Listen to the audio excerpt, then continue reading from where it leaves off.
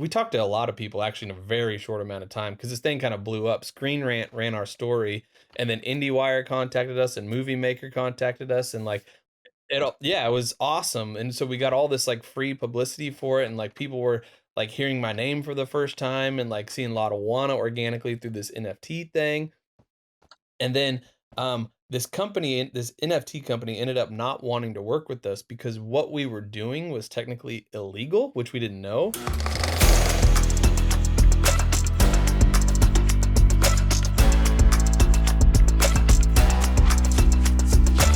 Welcome back to Cool Hand Crypto, where cinema, culture, and crypto collide. My name is Matt Silverman, and I'm a filmmaker. I suppose you could say I was always a filmmaker if we look back at some of the family videos of me torturing my little brother. But professionally speaking, I've worked in the industry in Los Angeles since 2007, until the pandemic brought LA and our sanity to its knees, and we packed up and left. But that's a story for another show. Industry-wise, I began fresh-faced at the bottom rung of the production hierarchy as a PA on films and TV shows, delivering coffees, dealing walkies, and changing toilet paper rolls, but with a keen eye on every player, every process, and every decision in an ever-changing landscape. From there, I produced directed music videos, collaborated with brands, influencers, agencies, produced a Travolta film, and everything in between. But at the end of the day, I just love cinema. I love storytelling, and the crown jewel of experience for me is directing. So today, it's a real pleasure to introduce a filmmaker who I've never met, but who's also been navigating this world in a parallel timeline at yet another inflection point in filmmaking. His talents have earned him an Emmy, Vimeo Staff-Picks, the title Exceptional Filmmaker from National Geographic, and he is now about to introduce his feature directorial debut, Lotawana, all while navigating the bleeding edge of where cinema meets crypto. Trevor Hawkins, welcome to the show. Hell yeah, man. Thanks for having me, Matt. So I'm really excited to dig into your film and NFTs and a little bit of everything. So let's start with your background. When did you start making films, and where are you coming from? I grew up and still live at Lake Lotawana, Missouri, and my friends, since we were puppies pretty much, were skateboarding and wakeboarding and all the extreme sports stuff. And then I picked up my mom's video camera and started filming it. And then as I got older, I became more and more obsessed with the film, like the extreme sports videos, like the filmmakers that would put out these awesomely creative videos like Spike Jones. And there's a couple of wakeboarding guys that I really look up to.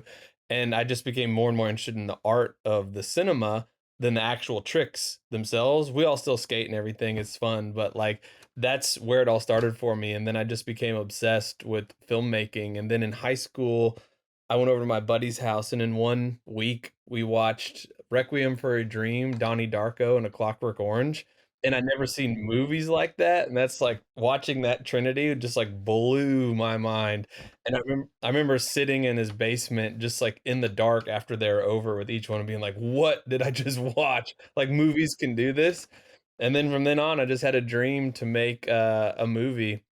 I'm a commercial filmmaker as well. I'm a director DP. And so I spend a lot of my time making my money that way. But I'd always had this dream of being in production of my first feature film by the time I turned 30. And I think I was in my late 20s, and I just looked at my wife and I was like, how long does it take to make a movie? Should we get started now? And then that's what happened with Lotawana. We just self-funded the whole thing and used crew that we already knew and loved and a bunch of our friends. And it was just such a grassroots organic experience the whole way through it. Yeah, that's awesome. That's awesome. Before we get to Lotawana, tell me more about working in Missouri. Is there a film community there?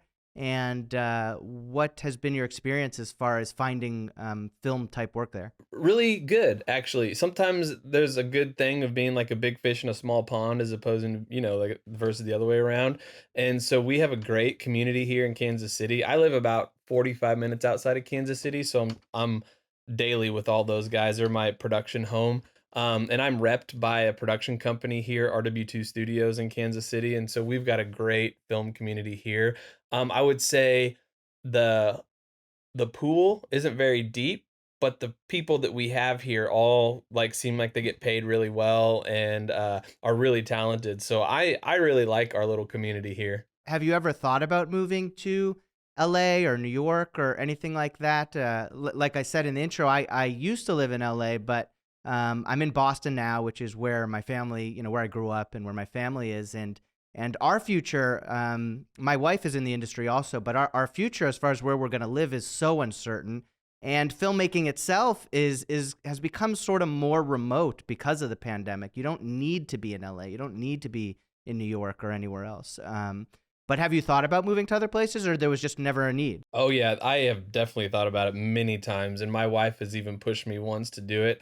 Um, I since I've lived my whole life at Lake Lotawana, Missouri, uh, all of my friends are here, all of my family is here. Literally, my entire life is here, and I have a kid here, and it's like filmmaking is my passion and everything I want to do professionally in my life and creatively. But I also have like a life outside of that, and I would have to abandon everything that I am and everyone that I know to go chase that dream. And at the end of the day, I know that I will be happier as a person if I stay here. Um, and it's not without sacrifice. Like I said, the pool isn't very deep here. There's not a lot of opportunities here. Out in LA, there's a lot more people doing a lot bigger things, a lot cooler things than in Kansas City. And I know I'm missing out on a lot of opportunities just by not being able to rub shoulders with everybody. So there's a bit of a trade-off there. To me, I had to make the tough decision to stay. And I mean, it's nice because you can shoot anything you want in Kansas City. Like you don't need permits to go out on the street. You can go to people's houses and everyone's like, "Oh my gosh, a movie!" Right, And then they'll right. like open their doors and make you brownies and the whole bit. And like in LA, it's not like that. No. So there's also that benefit of being here, but we'll see long term if it was the right decision. But it feels like the right decision for me. And like we made this super cheap indie film, Lotawana, getting ready to release it out into the world on February 3rd, and we'll see. Hopefully that will bring a little bit of organic attention and make this whole Kansas City thing pay off. Hell yeah. So let's dig into Lotawana. Because I'm a filmmaker, I'm really fascinated with the process of other filmmakers and from start to finish. So I know the feeling. where we might get a little granular here as far as all of the steps. But so let's start with sort of the writing process and the concept. How did that all begin? When I decided to make a feature film, I'd always had this idea in my head of this movie that I've written a script to since then, but it was just too big. It was too much to tackle as a first indie film that we're financing ourselves. We literally got a loan against our house to pay for most of it. And I purposely sat down and thought about what we could film for free. Like I live on a lake and it's gorgeous here. And so that's pretty much a free asset that is, and since I grew up filming wakeboarding too, filming on the water is secondhand to me. Like that's kind of where I started filming. And so I'm very comfortable shooting on the water and in boats and everything. And so I just thought of a story that could exist in a world like that. And the theme of Lotawana is something that I was really dealing with at that time in my life because I was going to go on the sailing trip with a good buddy of mine and we are going to sail around the world for a few years. And I knew that if I'd left my dream and my life and everything I had going for me, all this momentum with my filmmaking and everything for like 3 or 4 years, it might not be there when I come back. And so I had to make this decision of like, do I really want to like go into the wild vibes and just live off the map for 4 years on a sailboat? Or do I want to keep living this life that I've been building for myself and hope that it'd like pay off in the future? And so that interface was really interesting to me. And so the way I describe Lotawana is it's sort of like a thought experiment to the viewer of, can we rewrite our own rules of modern existence, or does society operate its way for a reason? And I think without any spoilers, like I think in my personal life at least, I think there's a way to do both. I think you can like kind of have one foot in each world, like be more adventurous but stay grounded and like do crazy things like us filmmakers do, like spend all of our money on art projects and stuff while also still like raising a family. Well, I want to ask you about that as well. So, well, we'll get to that when we get to production. So, is it like a very finely written script, or was it more of a treatment and you can kind of organically use the actors to improv and sort of make up the dialogue as it goes, or or what was the writing like as far as that goes? Fortunately, when you fund your own movie, there's no overlords telling you that your script isn't good enough or like you can't do like I had never written a script before, and when I approached the producer that I wanted to use on this film, we used my wife produced it, and then one of my good friends, Nathan Kincaid, was a producer as well. And when we approached Nathan, he said, "All right, genius. Well, if you want to make a movie, you need to write a script." And I was like, "I guess that makes sense." And so I Googled how to write a script, and so I'd essentially like just through osmosis and absorbing all of the films I'd watched my entire life, I got essentially what a movie was, and I got what could be like kind of a roll your eyes type of banal type of movie or like a predictable movie. And then there's something that's a little more interesting to me, like the movies I loved. And so I tried to just kind of write a script based loosely on what I wanted to do. And I think that naivety was kind of good in the fact that we just felt so confident and like we could go out, yeah, let's shoot all this. It's going to be awesome. But what I didn't realize was my lack of preparation story wise in the script. Um, really gave me a lot of problems in post because when I wrote the script, there was literally times where it'd say like montage, like 3 lines, and it just say like montage, like figure it out Right. sort of stuff. And then we'd film all this stuff, and then in the actual beats of the movie, I'm like, oh my god, I actually needed to do this and this and this. And post took forever. I mean, it took the first rough assembly of Lotawana was 4 hours long, and then I got it cut down to 2 hours, and then we cut another 30 minutes out. And so now the version that's coming out is around 90 minutes. But there was a lot of inexperience on my part that I learned. I'm a commercial guy for a living, and I've done like shorter wakeboard videos and stuff and skateboarding and stuff. But to pace out a narrative for an hour and a half is really hard. Like that's something I'd never done before, and I'm just like that storytelling for that amount of time, like that was the biggest lesson I learned. And then also make sure your script is buttoned up ahead of time to make sure you know exactly what you're trying to say every moment. So there's not any sort of this like back end, like, oh shit, did I get that? Like I didn't need to shoot all 4 of these scenes. Like they're just Right. like filler. No one gives a shit about all that filler stuff. Right. Really, you just need that one little moment right here.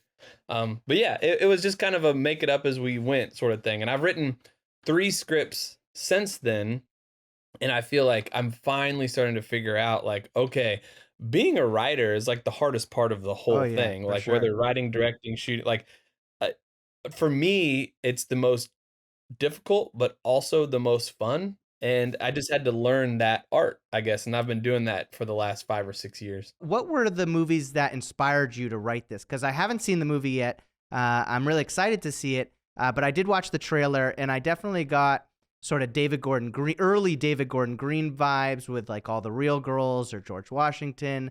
I'm wondering who were the filmmakers specifically for this movie, and what were the movies that were sort of inspiring you to make this? I do love that George Washington movie, and I'm glad you brought that up because that's I had never made a correlation to that movie. I actually saw that movie after I made Lotawana, but yeah, I like that connection there. But my main hero for this movie was Terrence Malick and Tree of Life and all his filmographies. Just like man, at that point in my life too, I was just like worshiping at his altar, and so I guess Lotawana is you could either call it a love letter or a straight ripoff, Right. No, whatever you wanna same call it. thing. It's d Yeah. Yep, definitely inspired by him entirely. So you have this love letter to Terrence Malick, amazing script, ready to go.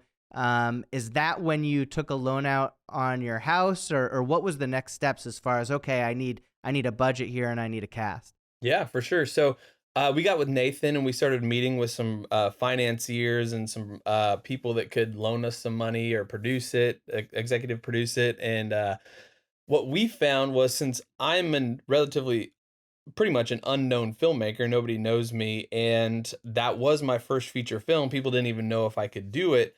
The only way that they wanted to loan us money was if there was a safe bet. And so they told us that, yeah, we can give you this amount of money, but you're going to need a name actor and you need to like make sure that the creative and the ending fits in line with something that's going to be this sort of like bottom red box shelf prepackaged type of creative movie. And we just knew that wasn't gonna work because I wanted to shoot the movie in all the seasons, and so our production lasted for the better part of a year. We didn't shoot the whole time, we had a big hiatus, but, like, we wouldn't be able to do that with the name actor, and I didn't wanna sacrifice the creative because otherwise, why the hell am I doing this in the first place? Like, this is my dream, I'm not gonna, like, make Air Bud 6 or something like that, like, and so we made the tough choice to, just do it ourselves. And then we talked to a banker, actually, a good buddy of Nathan's. His name's Steve Kelly out of Springfield. And he said that, well, if you don't need that much money, why would you go get a loan from somebody anyway? Because then you're kind of beholden to these people and they can do whatever they want with your project. They can force dates, they can do whatever, essentially have you by the balls. And then he says what you could do is you could just take a loan out on the equity of your house for the bit that you need, and then just you own everything. You can do whatever you want with it, and then you just pay yourself back as you can. And I was like, "Oh, wow, that actually kind of makes sense." And like from a financial standpoint, you like from the filmmaking community, you always hear never to do that. But when I talked to a banker, he made it make sense in a really interesting way. And then over the next few years, once we wrapped production, we were just really diligent about paying that loan off. And I'm not gonna lie, when I was in full swing of production of Lotawana, like, kinda put the commercial work on hold because this was, like, a priority in my life, and then when we wrapped Lotawana, I was standing there and I was looking around, I was like, "It'd be nice if I had some commercials right now to work on, get this money coming back in," and my wife and I had a really tough patch financially right after the movie before the commercial work started picking up again, and that is, in hindsight, I wish I would've prepared for that better, but that's how we got the movie financed. I remember even when our first son was born, I took some time off and the work just disappeared. People forget you exist and you have to Yeah, remind overnight. everybody, no, no, I'm here. I'm still ready to work. Yep, absolutely, that's what happened to us. Can you say what the budget was, the total budget was? Are you comfortable telling us? We actually we haven't said publicly anywhere yet. We probably will at some point, but it is I took a loan out on my house, so you can imagine it is micro budget. Was the entire budget the loan, or did you find other private sources of financing? We had some money saved up, and then we got a loan to pay for the rest of production, and then we've just been like all the post stuff and like releasing it online and all the like insurance and all that shit. We've just been paying out of our pocket, so that we've financed the entire thing top to bottom. And luckily, we worked with a bunch of friends of ours that worked. A couple of them worked for free or next to nothing, and just because it was a labor of love thing, and it was like the small tight knit community. We actually have a once the movie comes out, we have a whole documentary behind the Oh, scenes that sort awesome. of follows the entire production of the movie and how we got it made and everything. Because one of our buddies was filming the whole time, and so we put that footage together. But it's called At the Helm: The Making of Lotawana, and so it's like indie filmmaking at its most scrappy. And I'm hoping that'll be fun for people to watch. Yeah. So was the whole crew basically friends and friends of friends, or did you hire anyone that you were interviewing that you didn't know? No, everybody was pretty much friends. I wasn't as good of friends with Nathan yet, but this was the project that really brought us together. We hired him, and our lead actor is a buddy of mine. His name's Todd, and he wasn't an actor. And he and another one of my friends were essentially who I had in my mind when I wrote the script to play the role. And then I approached Todd and I was like, "Hey, I wrote this movie. I want you to be the lead." And he said no. And I was like, "Oh, well, that sucks. Like now I got to go find somebody." And like I said, the Kansas City pool isn't that deep, and like the all everybody that we auditioned was either like great at acting but didn't have the right look, or had the right look but wasn't great at acting, and it was just really hard to find that magical person. And then I pretty much just called my buddy up and told him he was going to do it whether he wanted to or not, and he kind of begrudgingly decided to, but then he put his whole heart into it and did great. And then when it came to casting the girl, the female lead, uh we found someone locally through a casting call that we liked. But then we shot all of our winter scenes, like a week long of production, and took our hiatus until summer hit. And in that time, my wife and I were on our honeymoon, and we got this email saying she left the business altogether and moved to Colorado to join some religious thing and all this. And we're just like, what is happening right now? Like, we just lost our lead actress, and so we went back to the draw. Stopped our honeymoon early, went back to the drawing board, and we did another nationwide casting thing. We're reaching out to all the different people. We found this girl out of Chicago. She flew into town, and right up until our month-long production that we had scheduled, Nathan and Corey, my producer, had everything buttoned up to a T. But right up until that first day, her mother came into town and thought that she's a real estate agent, but thought she would be fit to be her entertainment lawyer. And she was kind of like a bully and a bulldog. And what had happened was we gave them a contract for her to be in the movie, and they sent it back signed, but they didn't tell us that they'd slipped in a clause that said that at the end of principal photography, we would need to renegotiate the terms of the contract. And we're like, "What?" That essentially just makes the contract self-destruct once we have you in the can, and that like, she could have us by the balls too. Like, that would just that's the worst thing you could ever do as a filmmaker, and so my producers caught that. They actually read it for some reason, like, all the way through. I'm not sure I would have even done that, and saw that they'd slipped that in, and so we confronted them, and then they wouldn't sign, and they were demanding all this stuff, and we first day of production, she was supposed to be shooting, but we couldn't get them to not be monsters, I guess. I mean, whatever. And so we had a couple scenes we could shoot with just Todd that first day, and we shot all morning with just Todd. And then at lunchtime, my producers called me and they're like, "Hey, we don't have a lead actress. We pulled the plug." And I Wow. was like, "I love it, guys. Like, I trust you. If that's the call that was needed to be made, that's the call that we made." And so halfway through the first day, after we shot all that winter stuff, we still don't have a lead actress, and that screwed up our entire production. We were scrambling every day from then on out. And so Nathan and I looked at the schedule, and we put all the scenes that was only with the lead actor, moved them to the front. And that bought us a few days Wow. where we could keep Yeah. moving while my wife and some other people were doing more casting calls trying to find a new girl. And then we shot out Todd, and we kind of reached a standstill and hadn't found our next actress. And we were all laying in the production office, the Mammoth office, and Todd was on his phone on Instagram, and he's like, "Hey, this girl's kind of cute. What do you think?" And we're like, "I don't know. She's not an actress, and have her send in an audition."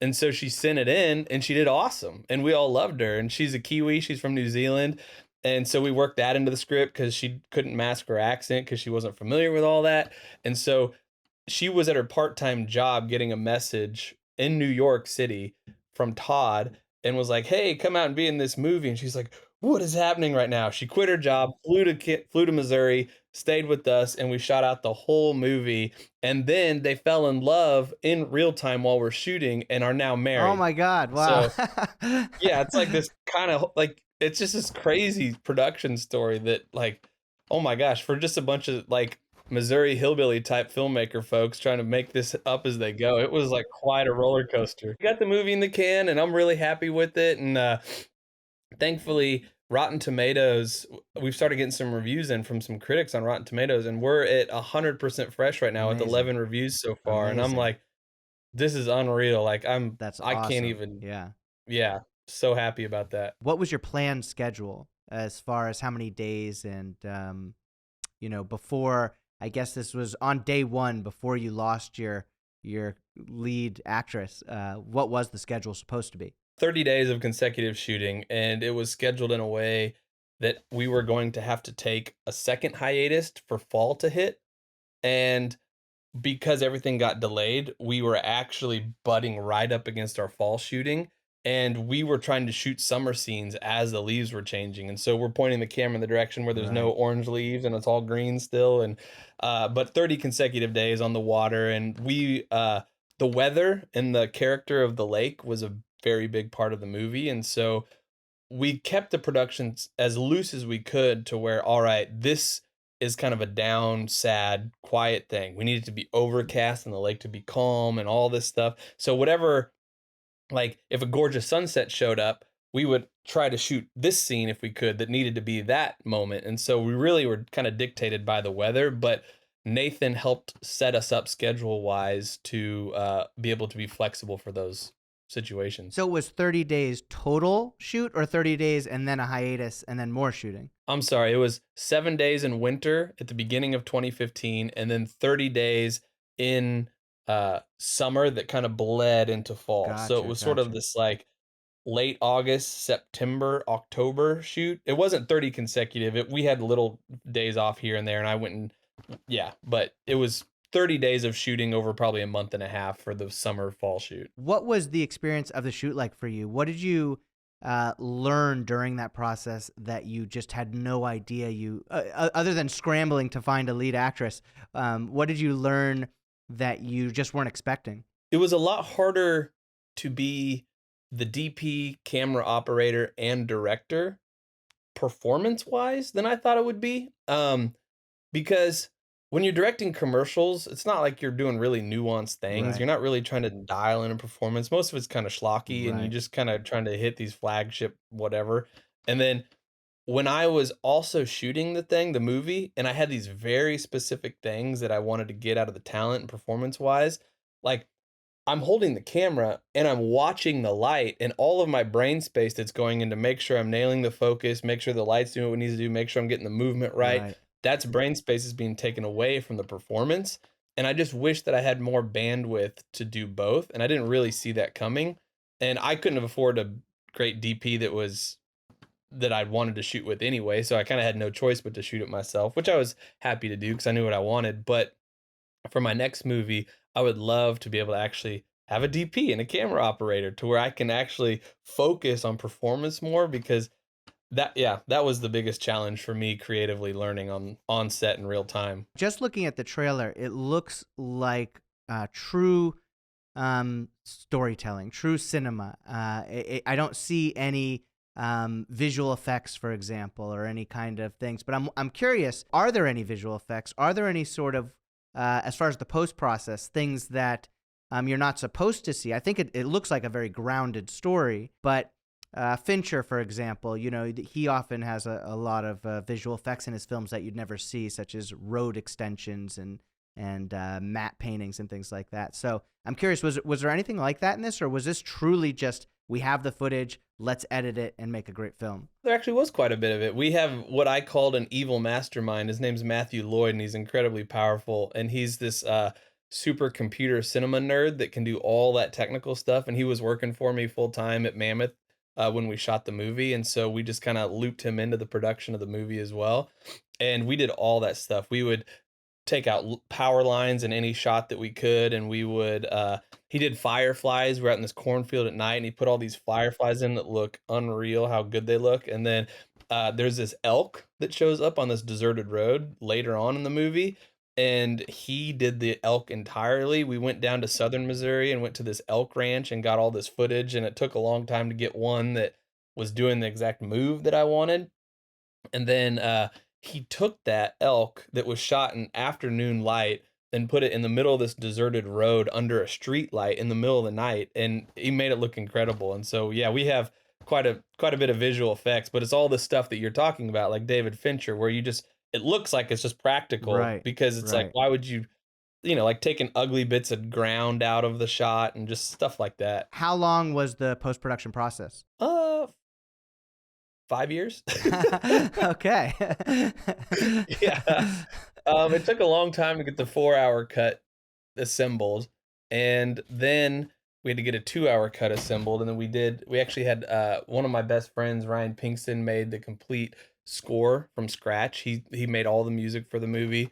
And I think we were like 2 years proper in to get like a 2-hour cut by the time we felt good about it, and then we started shopping it around, and uh everyone said it was too long, and I'm like, yeah, it is too long. And then it took just like a lot of time to be okay with cutting down to an hour and a half. Like the whole kill your darlings thing, Yeah, it's like yeah. always so hard for filmmakers, but like that was another big lesson I learned was how to be like an efficient storyteller with this movie instead of just like cuz Terrence Malick is gorgeous, and Yeah.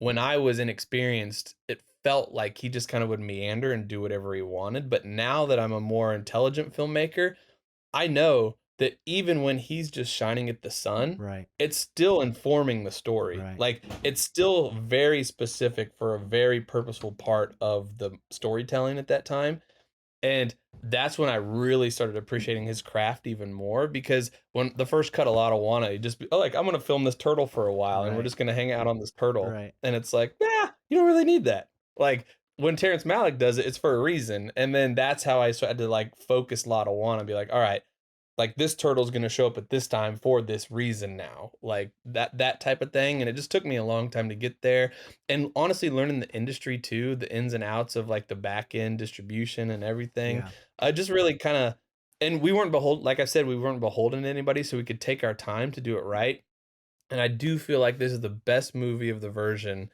uh, that there has been so far, and had we been beholden to a financier, I'm sure we probably would have released a subpar movie in a subpar way, Right. Right. and I'm just happy that we just, like, stuck to our guns, we took our time, and yeah, it's finally coming out into the world. What were the storytelling hurdles that you had to face during post?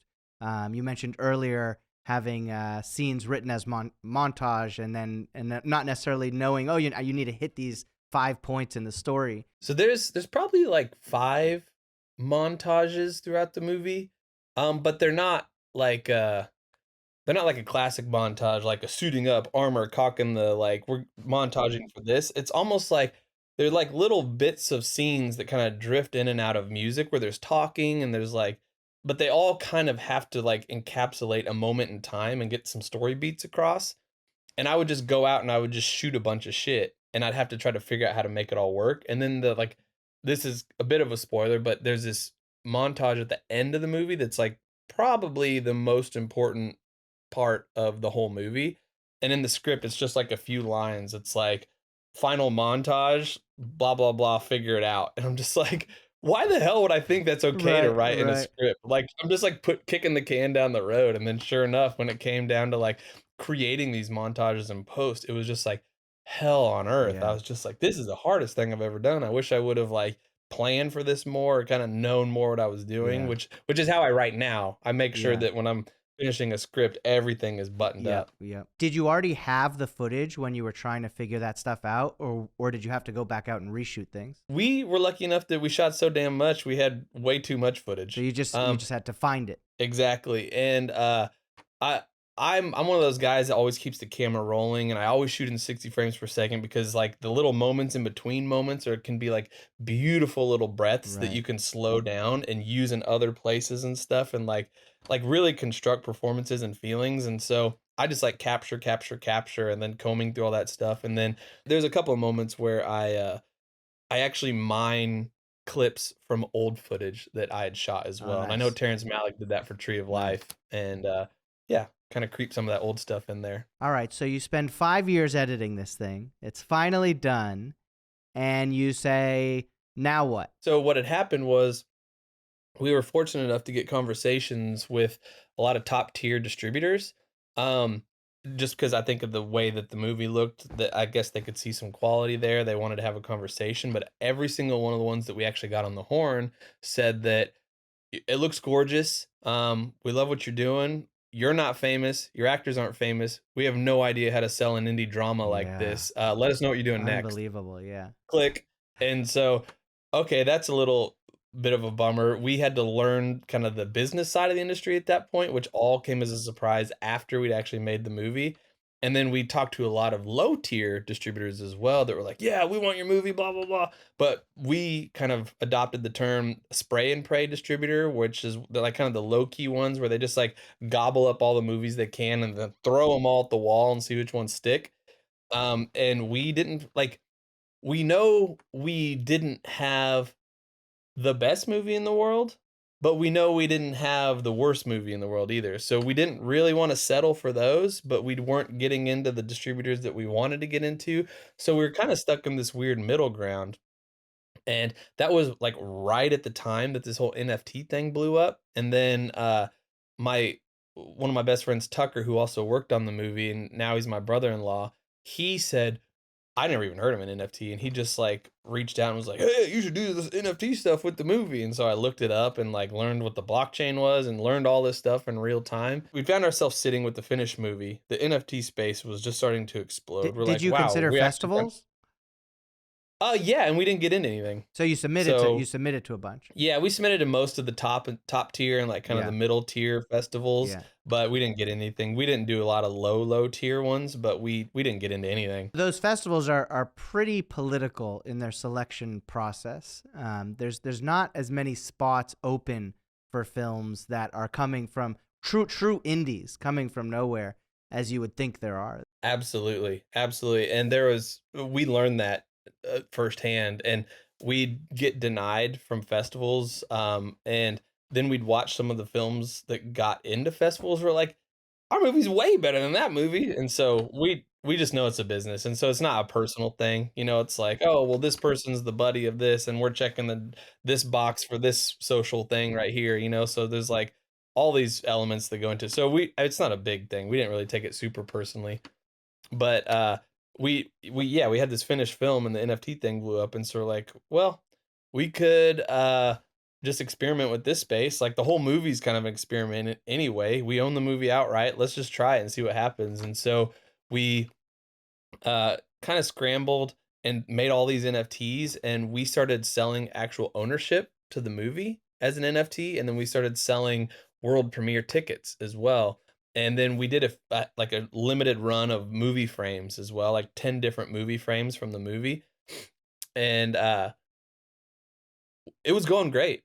We sold, I think, like 13, 14 different shares to the movie as an NFT, and then we sold a lot of world premiere tickets, and then we sold out of all the movie frames. And then somebody told us, oh, we were talking to an NFT.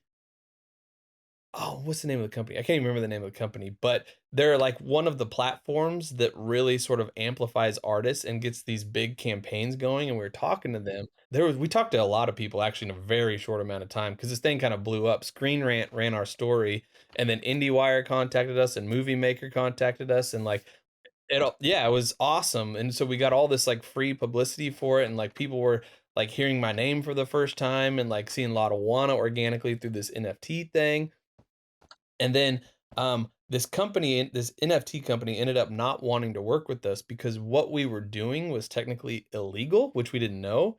And you cannot sell through the SEC, which I'd never even heard of. That's a government thing apparently, but the SEC deems it illegal to sell ownership of a company to somebody that you cannot properly vet. And the reason that exists is because I guess there's certain areas of the world that we don't do business with. I don't know the countries, maybe Saudi Arabia, maybe something, but if you can't guarantee that these people aren't coming from these off limit countries, then you can't sell it. And we were, I mean, anyone with a blind screen name can buy anything as an NFT. Right. And so we were selling securities, which is illegal. And so we talked to our lawyers and they're like, yeah, you got to stop doing it. Yeah. And so it was kind of a bummer. But it was also right at the time where our sales had kind of started slowing down a little, like we'd peaked.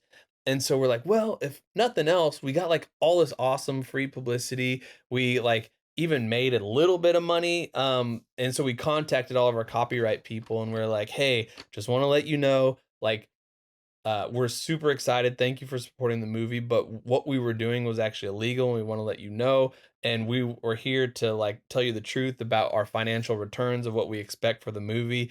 And so we gave every one of the copyright shareholders the option to be refunded or stay in, but do it through a more traditional means of investment. And every single one of them offered to just send us back the NFT and be refunded.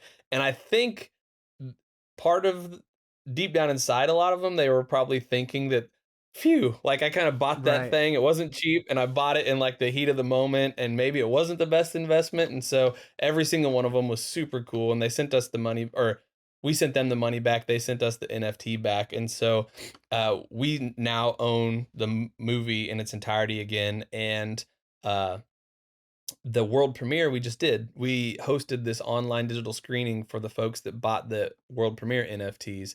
And yeah, so in the end, it was sort of like we had high hopes that it was going to be like this big thing for us. It ended up being big for us, but it wasn't like the answer to everything. And we had all these high hopes of like, wow, maybe we could like raise money this way. Maybe we could like fund a new movie this way. And we learned that the blockchain is just essentially a new type of internet. Like everybody, this is an analogy, but like everybody on the internet is trying to be out there, become famous, become something, and you don't it's very rare that you get the grassroots people that really elevate to a place of like true fame or true success through something like that. More often than not, people just get lost in the clutter, and people that already have followings that enter these spaces are the ones that really take off. Like if Grimes or Elon Musk or whoever is like jumps into this NFT space and they already have a huge following, of course their stuff's going to do well. But for someone like me who has no following, I didn't even know what the blockchain was. We're trying to just like stick our hand up in the clutter and be like, "Hey, look at us." And so we didn't get as much attention as, like, say, someone famous would have, like, say, if Steven Spielberg was doing it, then it's obvious that would have gone a little different. Um, and then also, we this was our first time dealing with blockchain and crypto and all that, and, like, the volatility of, like, the coins and things, we were like, "Oh my god, this would be terrifying if we actually raised a decent amount of money to fund a movie." And it was just, like, going up and down, like, we actually need a number to work with to make a movie, and so, like, that volatility was a little scary as well, so, like, our whole takeaway from the NFT experience is that it's definitely an awesome place for the future, but I don't think there's an infrastructure right now for people like me. I don't think we're there yet. I do think the blockchain's here to stay. I do think all that stuff is gonna have a major hand in everything moving forward, but right now, there's just no support system, and it's like, it's the Wild West. Yeah, It's like yeah. I don't wanna put all my eggs into that basket and, like, maybe raise a bunch of money, and then, like, we go to shoot, and then all of a sudden, like, Ethereum drops or Right, something, and right. you're just like, "Well, this is like now we can't shoot our movie." Like, and the fact that I didn't have any sort of like momentum with my name or anything, like, yeah. Anyway, it's kind of a mixed emotion thing. Like, we're really happy we did it, and I would say it's a net positive experience, but it wasn't everything. At least everything didn't work out for us as well as we had hoped. Just to reinforce this cautionary tale a little bit, can you talk about what you were before you found out you were doing something that you weren't supposed to be doing? What were you selling? You were selling shares of the movie at what cost, and what exactly did that get them?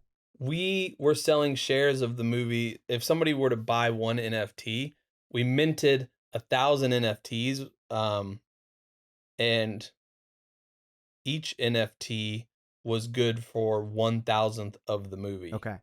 So if all of them got sold, it would be the whole movie. Um, and we listed them each for $1,000, I think. Yeah. Thousand, thousand, thousand. Yeah, so it was kind of an expensive buy-in, like $1,000 Right.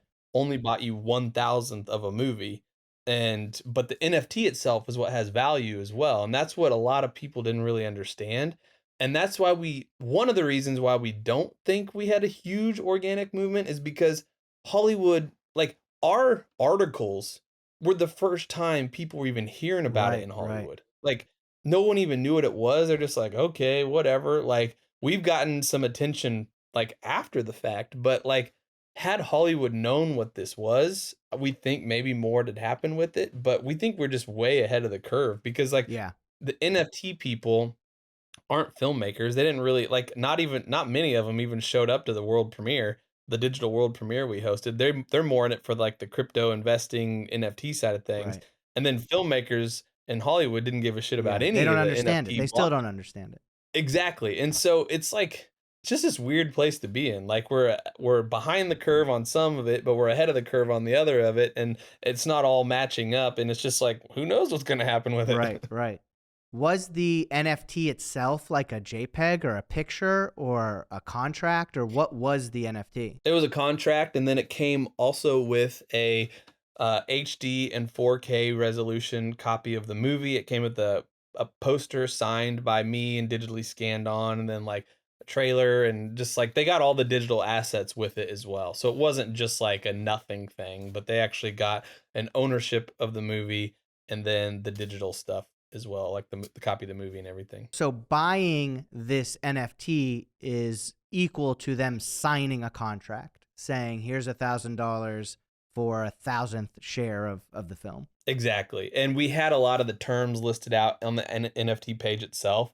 So if somebody clicked purchase, that just automatically was like the smart contract in the blockchain would just have all of that metadata with it and know that that's what we were signing. That was kind of unnerving to us as well because like we'd put the terms and stuff in it, but then that's locked into stone. Once you start selling these things, like there's a couple things we needed to adjust slightly, nothing big, but we were just like, oh, we should have probably worded it that way. You can't go back. Like it's locked in stone forever. And anybody, like, say if you forget to say something really important in your description Right.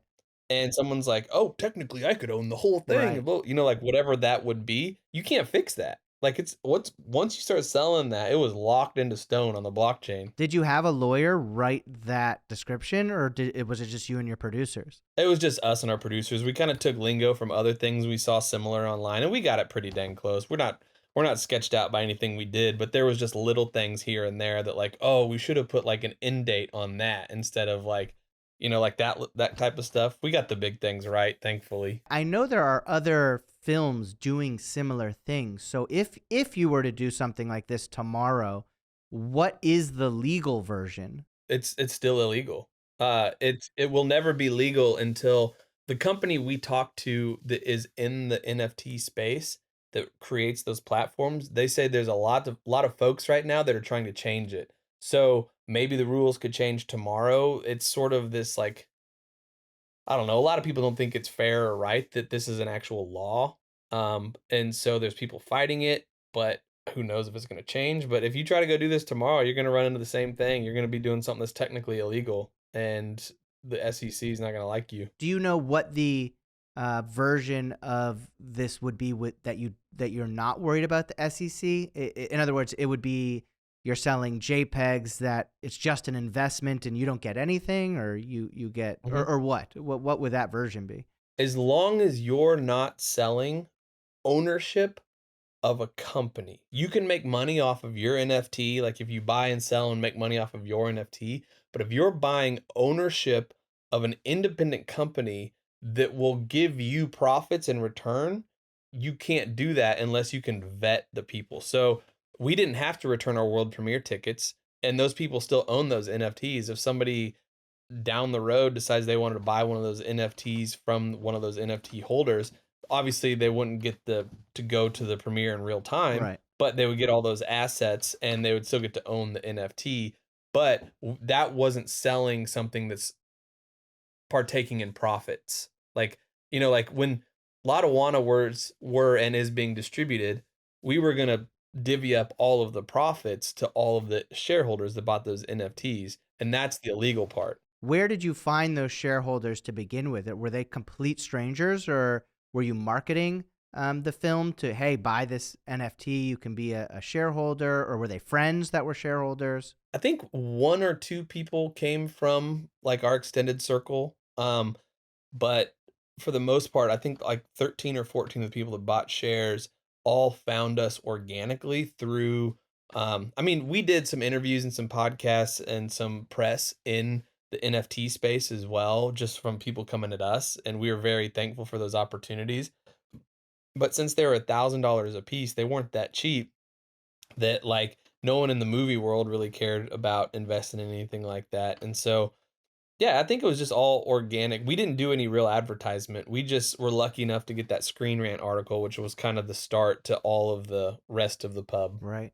Is this space still something that you're excited about and interested in doing more in, or did this experience turn you off and you're just done with it? Oh, I'm not, like I said, I think there's a future for it. I think right now there's no structure though. And right now there's no clear path. It's the Wild West. Like it's a gold rush. Like who knows what's going to happen with it? It's exciting. Some people are going to freaking hit gold.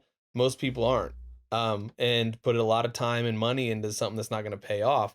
But for those who do it right and can navigate this space, well, sure, the sky's the limit. But for me personally, like I'm sort of a hopeless romantic, creative, emotional type that I hate business Yeah. and money and all like even just normal running a company and all that stuff and contracts. Like that stuff just hurts my soul so much that like I actually stopped running a company full time and now I chose to be repped as a director DP instead of running my own company. And my life is just so much better not Yeah. running all that stuff. So I just natively as a person do not like things like the blockchain and crypto and money and exchanges and all that. Like it's not what I'm into. God bless the people that are because they keep people like me going. But that's just not what feeds my soul. Sure. And so uh I don't have any desire to do anything in the blockchain again for that reason, but I also don't have any desire to like run a company or invest in the stock market or any of that other shit that people do regularly just because like I've come to terms with the fact that I would rather die a poor man and like chase my artistic dreams than like try to become like spend all of my time chasing that stuff that I'm just not that into. And there's nothing wrong with being into it. It's just different things work for different. There's a butt for every seat. You know what I mean? It's just not my dream. Like I want to make movies and I'm like really emotional and obsessed with like creating the art of it. And when I get distracted from that, it feels like, oh, why am I having to deal with this freaking client over here? Like I just want to be like like I'm one of those fussy Yeah. creative Yeah. types. So going back to traditional distribution, where did it land? How are you distributing it? We were not able to sign with one of the top tier folks that we wanted.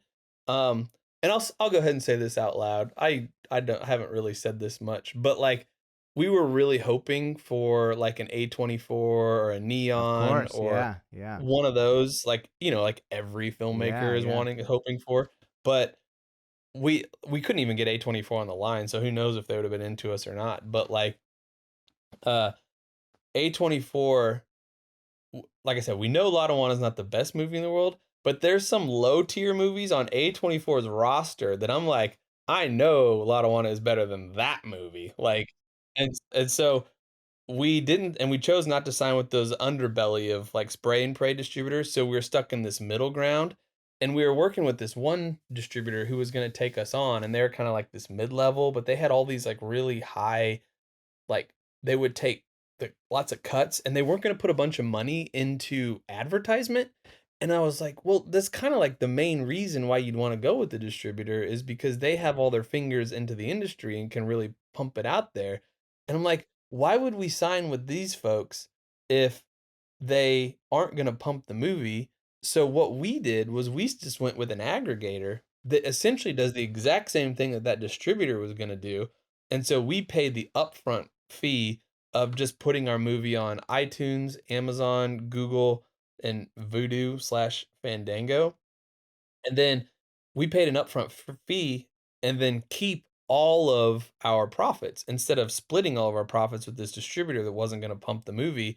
And yeah, now the advertising still falls on us, and we're hoping that there's going to be some sort of like organic niche market that's going to find this movie because I think it speaks to the like outdoorsy type of crowd and like the alternative lifestyle type of folks. And we're hoping that there'll be some like life breathed into the movie just as it starts to trickle out into the world. But yeah, advertising's all on us. We got to start really figuring out how to do that and pump it and get it going. Um, but yeah, we're kind of just charting a course right now. We don't really know what's going to happen at all. What are your thoughts on advertising and publicity? Do you have a target list of people you're trying to reach, or publications, or interviews, or is it or are you leaning more on the organic people finding your film? Honestly, like even talking to you right now is just a huge like opportunity for us because it's just stuff like this that I think like we're never gonna have the money. Just my wife and I are never gonna have the money to just do like a grassroots advertising push to like a studio would and just like market across the whole nation and all this stuff. Like we're really just gonna rely on the fact that like the cream rises at the top and we're gonna like be smart and put our tentacles out where we can and like let our network kind of grow it and like if it's a good product, it'll get spread. It'll take some time for sure. It'll take a long time, but you never know. Like the right person comes along, maybe they'll catch it and want to pump it. And I don't know. Advertising is one of those things that I'm gonna start complaining about here really quickly because Sure. I hate it so much. Sure. Yeah, I get it. I mean, the fun part is over, and now you have to get it out there and get people to see it. I think it's helpful to hear, what the other tentacles are that, like, maybe we should reach out to this person, or maybe we should look into getting this kind of publicity. I wish I had an answer for that. Like, that's what I want to know. Yeah. Like, that's the holy grail of, like, if there was a secret way to, like, get the movie out, what is that? And, like, I'm essentially just talking to you sitting on my bed right now like any other normal dude, like, Right, I don't right. know, like, how the hell do you put a movie out into the world? Like, we're gonna, like, pump it on our social media and, like, maybe try to email some critics and stuff and see if they won't review it. I mean, that's kind of where we're at, though. How did you get the reviews that you said are on Rotten Tomatoes? So there's actually a company out there that will just forward your movie along. They have all the critics on Rotten Tomatoes, and you just pay a fee, and they'll put it out, and whoever wants to review it can, and they probably get a little bit of kickback, but it's all totally honest reviews. Like when we reached out to the company, they were extremely nice, and they were just like, "Yeah, we'll put it out in front of people," and so you pay them a little bit of a fee, and then some reviewers will pick it up, and like I don't know how much their kickback can't be that much money because it's really not that much money to do this. Right, So right. they're real and honest reviews, and, yeah, we've been, like, flabbergasted, like, just blown away by the reviews so far, like, honestly, I've been telling my wife and my team this, that, like, had we started getting reviews in and they were all rotten, I probably wouldn't even be advertising the movie. I'd probably just, like, throw it up on the Right, platform and just be right. And embarrassed by say, it and be like, Alan "Well." Smithy. Yeah, it's not me. Right. Yeah, yeah, just whatever, like, that was my film school, whatever, but now that the fact that, like, reviews are coming in and they're positive and, like, some of them have said some pretty Now incredible you're like, things. I had no crew. I did everything by myself, and I'm the star, and there was no one else here. Yeah, I did everything. No, but it's like it's honestly given me, like, wind in my sails. It's given me the confidence to put the movie out into the world. Because like, if you're the filmmaker, you're so self-conscious about everything, and, like, I'll look at the shots and be like, "Oh my gosh, I would've done this so differently now that I'm 5 years more experienced," and, like, it's just like, I hate it for a lot of it, and only now that I'm feeling like it's being received but well by some people, that I can start to look at it with more rose-colored glasses and be like, "Oh, okay, yeah, it works, like, Right. get it. Yeah, it's not that bad." So I know this is a trick question that you can only answer one way, but what was it like working with your wife as a producer? Oh, it's actually awesome, like, no bullshit. Funny story, she's not a filmmaker, she's an extremely talented musician, she yodels and's got an album coming out and all this stuff, but back when I What's her was name so people courting can look her up? Corey Joe Hawkins, Ryan Pinkston, who made all the music for Lotawana, is producing her album, and she's like this new age folk singer and does yodeling and all this kind of incredible stuff. But she's the most talented one of the whole freaking production, and she's not even a filmmaker. But when we were courting producers, she came to be in the picture, and this is kind of a funny story. She might kill me for saying this, but I just taken meetings with people, and one of the producers that I met with happened to be a younger girl, and she got a little jealous, and she was like, "Why is she gonna be your producer? I could be your producer." And so she did, and she jumped in and she killed it. She did so good. And then we brought in Nathan, who is a filmmaker and has a bit more experience with like kind of laying the production out. But at the end of the day, like we navigated that experience really well, and it's something that we get to share forever in our relationship now. Like filmmakers know what it's like to go to war and go to battle with this like arm in arm with this small core group of people, and I'm really happy that my wife got to do that with me and that I got to do that with her because now we understand what that is and we've grown closer because of it. That's the correct answer. She's going to send me a check later for that answer. When did the baby come into the picture? At what point in the filmmaking process with Lotawana did the baby come? Luckily, he came way later, fortunately, financially and creatively and emotionally as well. He's only a year old, so I think I was making the last changes to the last little small, like the last little whittling away of the movie when he was young. But yeah, he's kind of after the fact for the most part, so he hasn't been a big deal. And my wife is so incredible. We have this kind of schedule worked out where if I wake up real early in the mornings, then she'll take him and I will get to spend my time writing because any writer knows that it's just so damn time Yeah, intensive. yeah, And like that's the hardest part with kids is just finding the time. And I've heard that Paul Thomas Anderson, he wakes up at like 4 in the morning so yeah, he can get writing done. yeah. And that's kind of the life I'm living right now. What are you working on next as far as you're writing a new movie now, you said? Yep, so I've actually got, I've written 3 scripts since Lotawana, one of them being the movie that I really, really have always wanted to make, but it's gonna be expensive, and so I've got a 3rd movie written, which is like just a fun exercise, it's like a big epic 3-hour thing that I just felt like writing for the practice of it, and then the 4th script I wrote is called Lunker, and that's the movie that I'm gonna try to make as my sophomore film. It was purposely written to be like a low bud not a micro budget indie startup thing, but like a low budget, properly funded type of film. And it's a dark comedy horror film set within the competitive largemouth bass fishing culture of the I love 1970s. it. I'm in.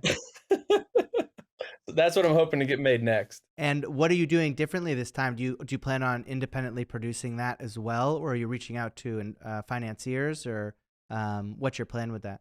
Oh my gosh. Any of it, all of the above. Yeah, I'm still like buttoning up the script right now. I'm on my 6th rewrite, and Lotawana is just now getting into the world. So I'm like trying to simultaneously launch Lotawana while making sure my next yeah. project is ready to go. And so I haven't really gotten to the step where I'm like really kind of put it out into the world to see what attention I can get. I'm hoping Lotawana is going to bring a little bit of that organically and like maybe someone will find some interest, but I have no idea, honestly. Give us the pitch for Lotawana. What is it, and how can people watch it? So it's a film about a young couple that are sort of over the materialistic lives, sort of the 9 to 5 that they've been living, and they recreate this world for themselves out on a sailboat on a small lake in Missouri. And maybe because of a bit of their lack of preparedness and their idealism, like the real world kind of comes crashing down on the world that they've built. And like I said earlier, the whole thing sort of exists as this thought experiment to the viewer of can we rewrite our own rules of modern existence, or does society operate its way for a reason? And I think that's one of the reasons why we've gotten a lot of good reviews so far is I think we really try to navigate those waters delicately and create it in a way that no matter where people are at their lives, they can inject themselves into it. And yeah, I'm stoked about it. And when does it come out? February 3rd. For more on Trevor, check out trevorhawkinsfilm.com, lotawanamovie.com. Both those links will be in the episode description.